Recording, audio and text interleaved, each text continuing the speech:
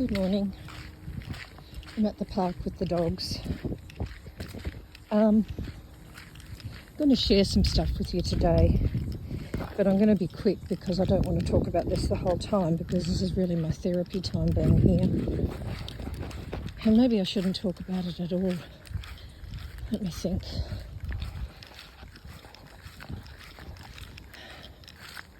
No, I'm going to, because it helps me walk. So it's been quite peaceful lately and I've been feeling okay. But that's because there's been a break in decision making and decision about something that is causing me, or has caused me, both a lot of trauma. And every time I step into that field, that memory of decision making, or feeling like I have to make a decision, because it is like a crossroad, all the trauma, the reaction to that, just escalates, really escalates. So I've never been, well, I have been long ago a writer, but I haven't been a writer of recent years. I'm more of a work things through in my mind, or prayers in my mind.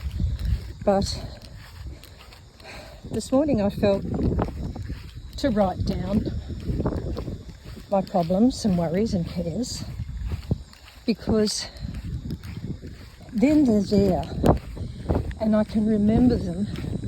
Not that I want to remember the worries and cares, but remember that that's the loop that I get on. That it's because each time I try to solve it, each time I try to solve, I follow it. I follow these feelings to resolve them and come to a conclusion of decision making. But all it does is seems to do is keep me in this loop of worries and cares. So what I decided I'll do is I'll share my version, and this is being very authentic and real, and what's the word when you're, it's hot. Not holding back anything, exposing myself, my heart. And so please don't criticise me, because this is my inner stuff, you know. You might think it's stupid that I put it online, but if it helps someone else to feel like they're not crazy, that these are the range of emotions that we can experience in trauma and from just being human. And these are things that obviously we all experience as humans, but they are specific to me, the combination of them, because of my life and the experiences that I've had. So I'll read them out to you to give you an example of what I did today. And it's more a subconscious reminder. I felt if I write it down, then I don't easily get hoodwinked by the loop. I can go, oh, that's a worry. That was something I've already written down. I've already covered that. You know, I can sort of be aware subconsciously that I'm just being tempted to go down the loop again, and that it's no use bringing them up again, trying to solve them, trying to fix them, because they're just there. And maybe they'll resolve themselves in time. Or not. But I can't change anything by keeping on going over them, can I, really? My mind wants to convince me I can. So anyway, I've just written really simple notes. So I've got here, worries and cares. Boat situation. So I've got a boat on the hard stand. It was getting done. I got a GoFundMe for it. A certain amount of money, the guy that was working for me, it was pretty stressful, but we managed to work together. And suddenly he went off and never contacted me again, and I've tried to call him over and over and he won't answer his phone. So I'm left with a boat on a hard stand. I'm on a pension, having to pay hard stand fees. Not sure if I've got enough money for a professional company to come through and finish the job. Don't know how to fix it. And so I've gone around and round on the loop trying to think of what can I do. There's nothing that I feel comfortable to do at this point in time. So that just has to stay on the list. Now, the not communicating with me. That is another stress that I've had, another trauma. For various reasons. But not being kept in the loop, not knowing when someone just ghosts me. Horrible feeling. Not coping with that. So, next one, Mum. She picks up on my moods, she follows me, she follows my, she sort of I think, for whatever reason anyway, I feel suffocated sometimes by her. She, I don't know whether it's being enmeshed. I thought it is when I'm in my crazies. I think she's so enmeshed. I'm enmeshed in this situation. She's an enmeshed mother. She can't let me go. She looks to me. Now, understandably, I mean, she's always been like that. But she's got two of her daughters that she's estranged from. She's 93. And so I'm it now. She looks to me, but she sort of chameleon. She copies me. Like if I say, oh, I'm feeling really down, she goes, oh, I'm feeling really down. You know? These are triggers. Triggers that remind me of her past. Her in the past. Her annoying ways and little nuances I've put. Things that remind me of the past. So maybe having these written down, I can have answers somewhere along the line, but they're written down. I don't have to have them in my mind. You know, I can at some stage possibly have answers to put in these things so that I can go back and remind myself, or my subconscious will remind me because I've written it down. Both, either or. Okay, what else? Worries and cares. The heat. I know summer's coming and I begin to panic about the heat. And then the loss of the fact that I was on the boat, on the water, and it was such a blessing. This is before my boat was wrecked in the storm, Cyclone Alfred. And I was really praising God. I was really thanking God. I was really enjoying my time. I felt like I'd finally come to a place where I could heal. And so being on the boat, the water, it never gets hotter than the water temperature. Okay, I'm about to go past someone and I don't want to be talking on the phone when I'm going past someone. Hello, puppy dog.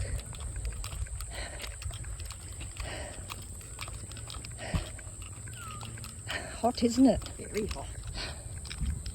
So yeah, the heat. And of course, you know, I might run answers on these and that will be changeable from one day to the next. Or because one day something might work and another day another answer won't work. And I'll have to adjust it, or who knows. So the heat. The knowing what I'm going to have to go through part. I get moody, I get uptight, I get tired.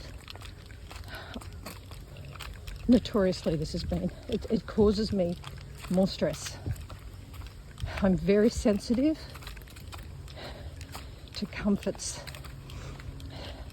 you know, like smells, visual, noise, heat. So there's the heat factor. Then there's loss. I'm reminded not of just what I've lost with the boat. All the loss in my life is coming up. The loss of my life, the loss over the years, the pain of that, and feeling like my heart is just being gutted over and over. Change. Well, when something comes along and it's like the rug being pulled out from under you, and it's not just one thing, but even if it is one thing, it's hard, or it can be. But when it's many things, or when it's major change, like turned upside down, especially when you're thinking, oh, life's good now, things are good. But not especially then, because it could be bad and you have change. And it's just extra, you know?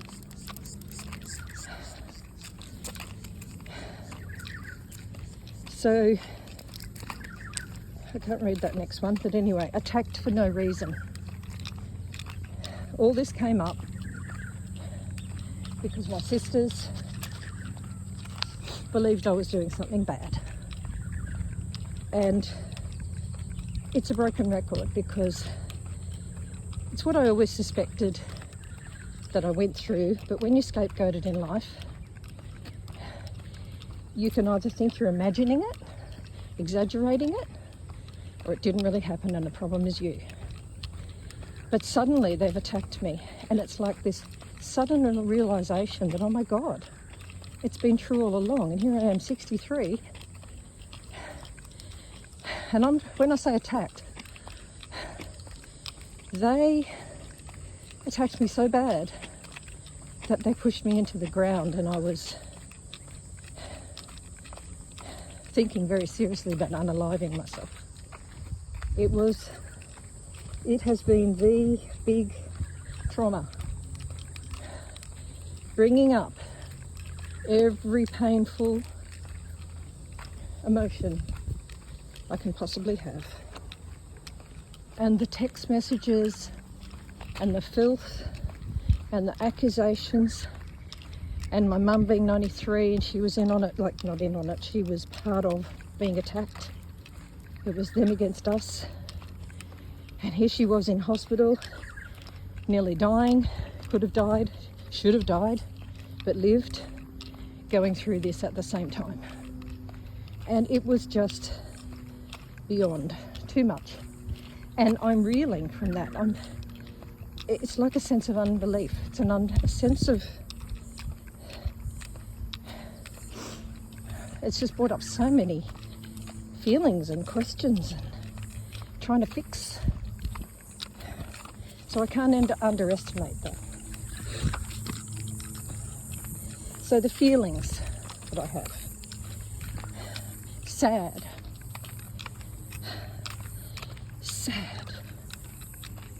extreme sadness, angry, extreme anger, hurt and anger, and wanting to hurt them back, wanting to defend myself, because I never did. I never said a thing because I felt at the time I didn't have it in me. I couldn't reply to abuse. I couldn't bring myself to explain myself when they were accusing me of something. I thought, you don't deserve it.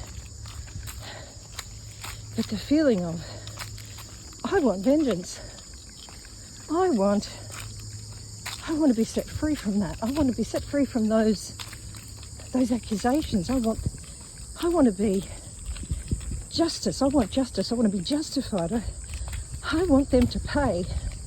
I want them to know what they did was so wrong. The night I sat on my mum's bed and I said, I don't think I can go on anymore, Mum.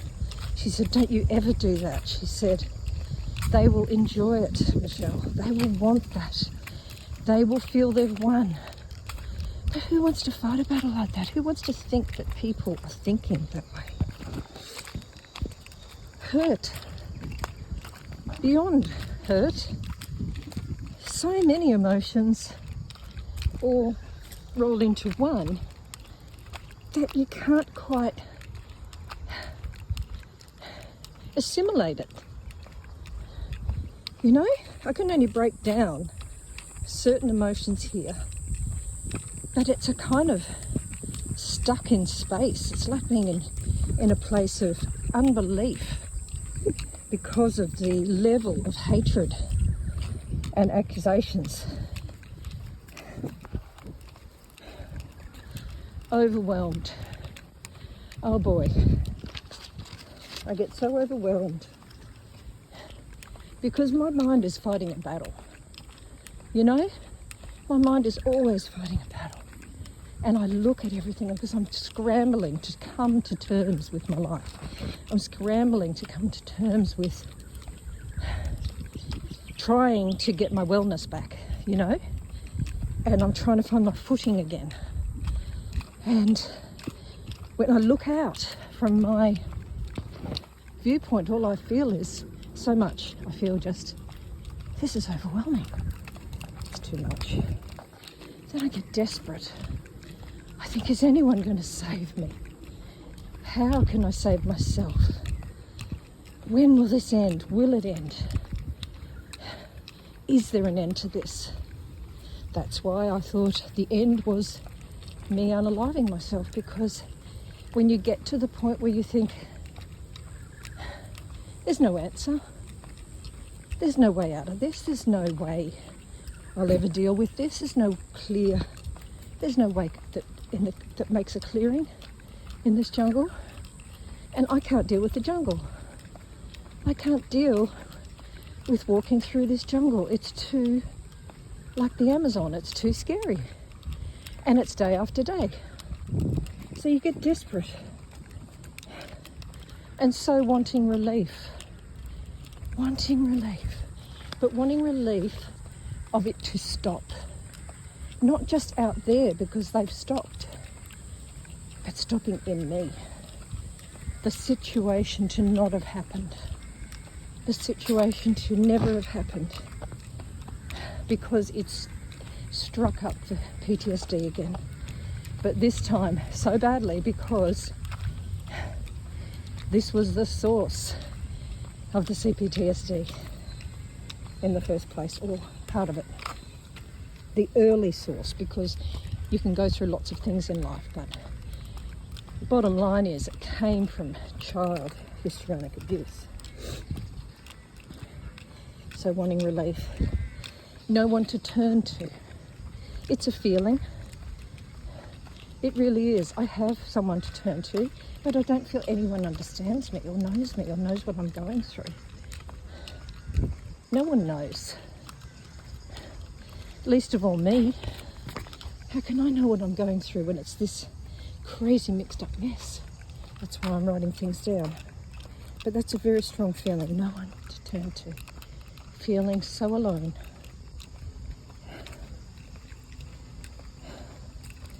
Chronic worry, not just worry, which is bad enough, but chronic,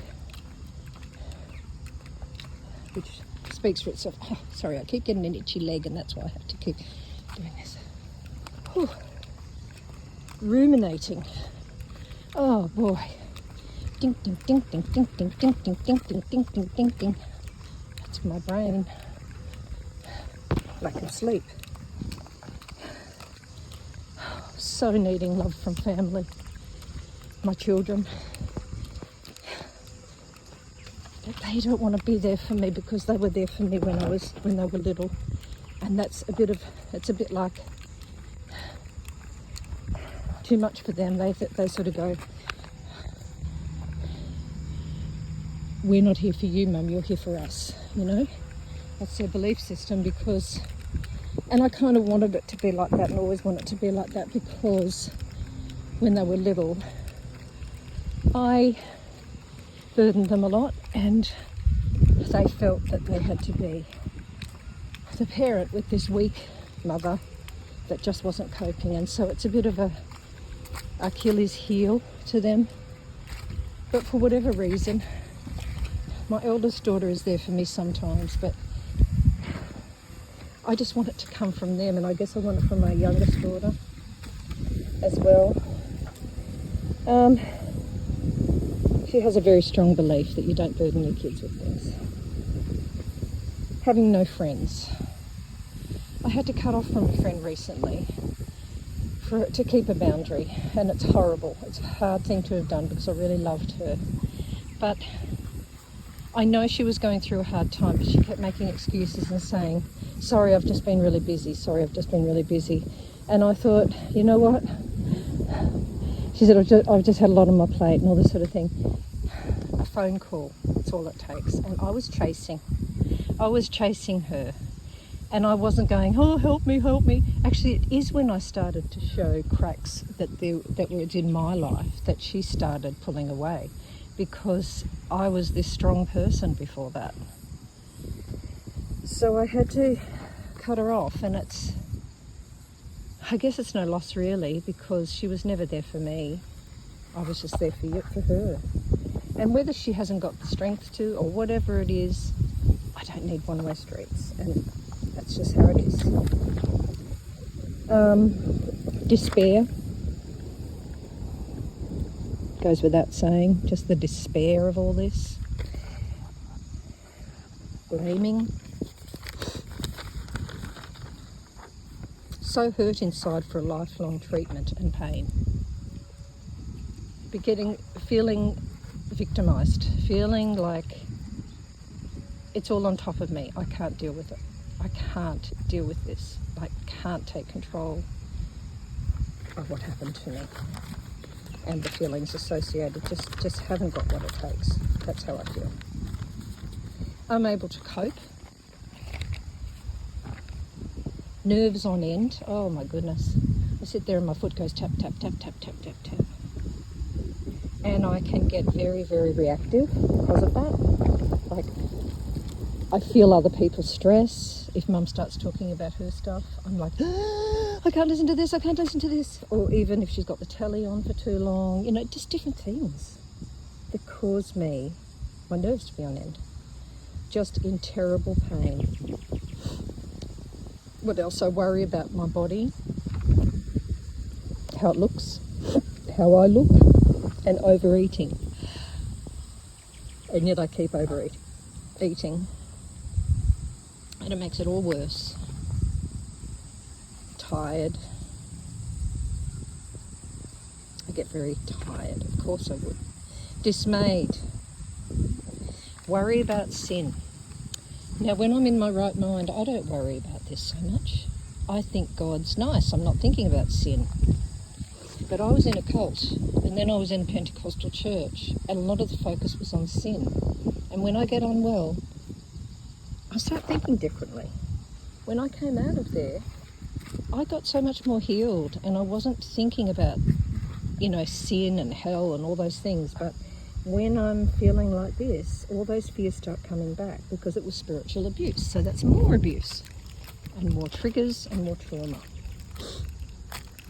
And it all affects your brain, my brain. So I worry about motivation, and I can talk about that a lot, but anyway, not right now. The last one, about the spiritual abuse. But that's a whole life to talk about. And that's why I left the church over 20 years ago, but kept following God. Still had my belief. Yes, I believe in Jesus, very much so, and the Holy Spirit, in case any Christians are watching and want to bail me up of what sort of faith do you have and all that crap. God knows me, He knows my heart, and that's all that matters. But I'm telling you that for your sake. So, worry about motivation. Of course I do. feel like I'm broken down, like a broken down wall. Just broken down, and I struggle to get motivation. I thank God I'm walking every day, and even today when it's really hot. But it's 32 today, going to be. Still got a slight breeze, coolish breeze, even though the humidity's there. But in Queensland it can get up to 40. But that's the future, and of course I worry about that. Because I worry about keeping at things that are good for me, and how every time I start something, I end up stopping, not through my own desire, but because something outside of my control happens, like heat that I can't cope walking in 40 degrees, you know, and so there's always that disappointment. So I worry about motivation because I'm not doing much. I'm hardly doing anything with my days. And then I get so bored. I get so bored, and then I get resentful of being bored. Resentful with life, resentful with God, resentful of the circumstances. And that I seem to be on a merry-go-round where this comes up. It just comes up. Reminders of trauma, go back into Cptsd, and then go around the same mountain, lose motivation, and just when I come through something, I think, yay, through to the other side, something else will trigger me notoriously and take me down. So I'm worried about this garage sale and having motivation to do it, because I've committed to do a garage sale next week. And I'm like, I've committed to it. I've put it off so many times to this girl. So worried about it. But that's that. Being bored, having nothing to do. Hate it. Hate it. No energy or motivation to do it. Feel lost.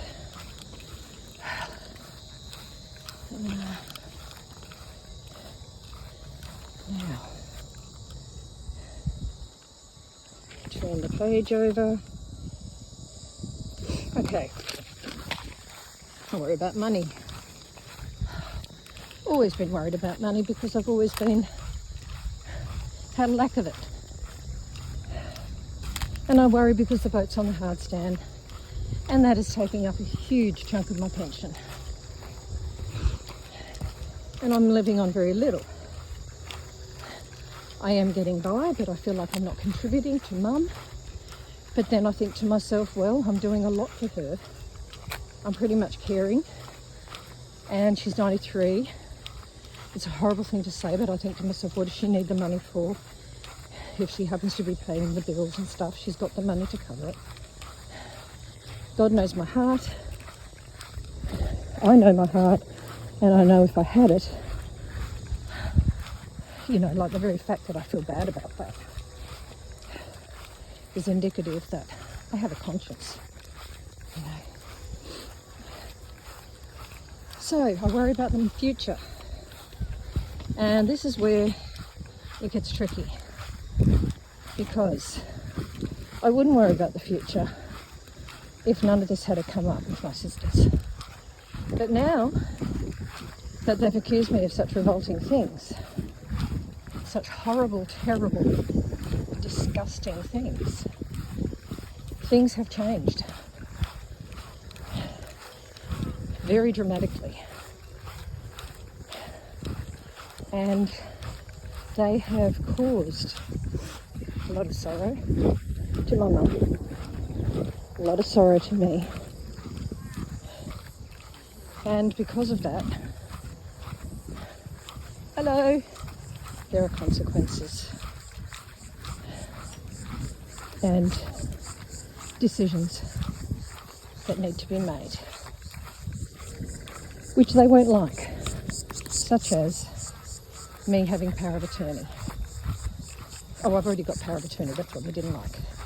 Me being the executor of the will.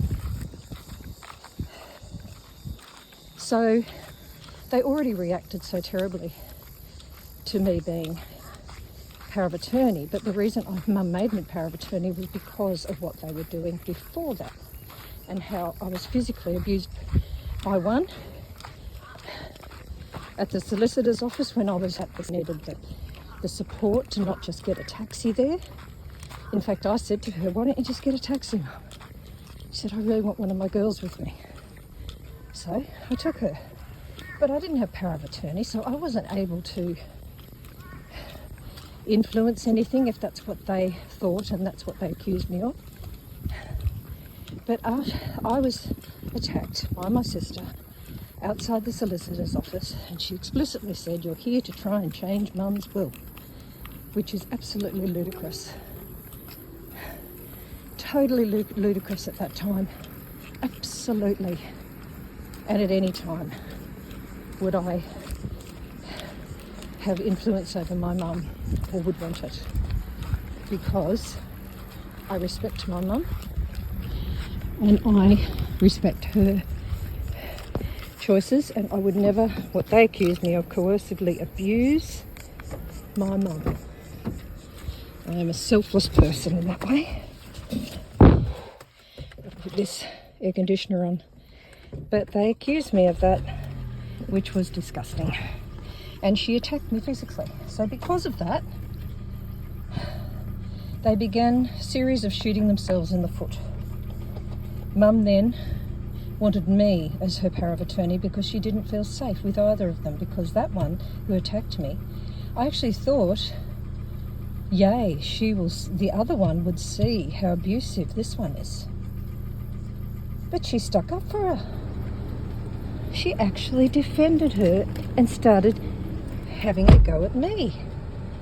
And it was unbelievable. It's like, so you think it's okay for her to attack me physically and verbally for doing nothing, for taking my mum to a solicitor because of her paranoia? So the two of them started bullying me. So Mum made me power of attorney.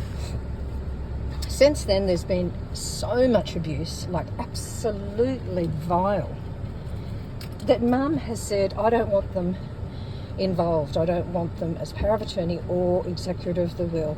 I don't want to see them. She loves them, but she's scared of them. And she's disgusted in what she saw me go through, knowing that I came to a point so low that I wanted to unalive myself. But this abuse has been going on in my family for years, and for the first time my mum is seeing it and admitting it and sticking with me, even though she's losing her daughters through it. So there's that. So I'm scared of more. I'm scared of the future.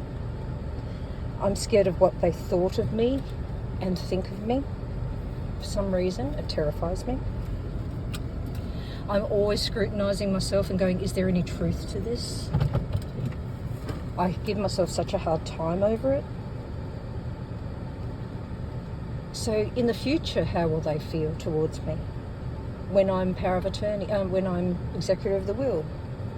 Because I hope I don't have to have any communication with them. I hope it'll just be me and the solicitor writing to them or whatever. How will they feel? How guilty am I or feel? Or will they think that I've coerced Mum to be executor of the will? What will they do at that time? Because I know what I've been through and I won't want to go through it again. It nearly killed me. How will they react to me then? Because it's going to stir up the monster again, you know? And then I go through the doubt. The guilt. It's a false guilt. And then I feel guilty before God because, as I said, I was in a cult and then in the charismatic church. And the spiritual doubt comes up. Am I doing God's will? The spiritual, did I do something to cause this? The spiritual guilt. Did I do this? Did I create this? Are they right? Is there any truth in what they're saying? Should I feel loving toward them because Jesus said on the cross, forgive them, Father, they know not what they're doing? Do they know what they're doing? Are they aware? Because really, I just keep thinking, well, they're lies. You know, they've been believing lies about me. Why should they suffer because of that? Because of lies. Like, does God want to repair us? Does he want to restore our family? Blah, blah, blah, blah, blah. This is all the stuff I go through. And so then I've got confusion. Confusion. Now that might sound all crazy to you, but this is my head, remember? And that's why we don't share these things, because we think it's too crazy sounding. And you don't want people to just go, no, that's not true. Why are you thinking that? Why are you feeling that? Because it's real to you. It's in your head and you are suffering. So then I get into, when it goes further, it becomes a crazy manic state of fear. And I'm darting all over the place. Trauma-related crashing and clashing, where brain gets out of control and everything crashes together all at once. And then I feel bad. The spiritual fear comes in again. Do I need deliverance? Is this because I'm doing something wrong that this is happening? Feeling like my mind is mixed up and gone in all directions, and panic. Now your version of this will no doubt be completely different.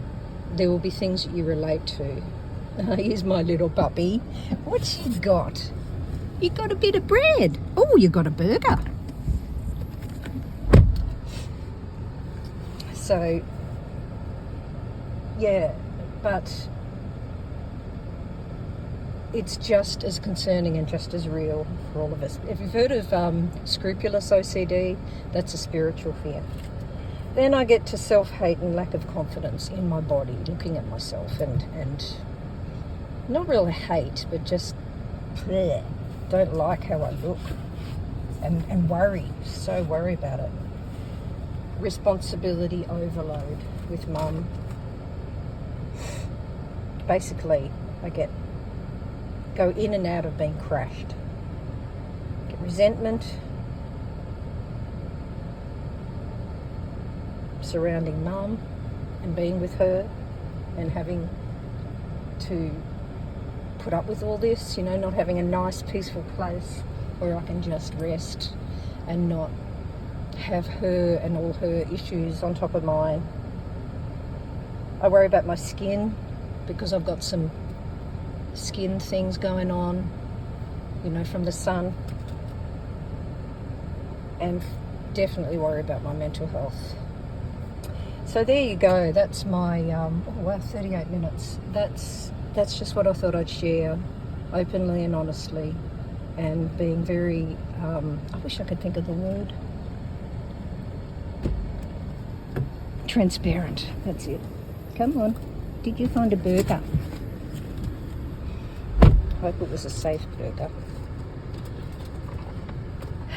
Did you find some food, you lucky girl?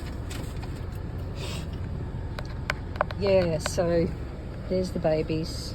Faithy, did you find food, baby? And there's the other one. Hi, Rami. Was that hot out there? Hey. So onward. I would say onward and upward.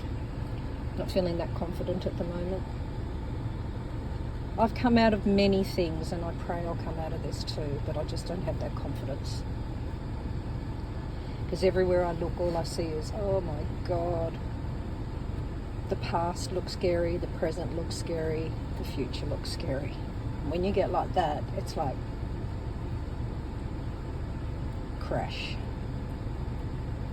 Talk soon. Bye.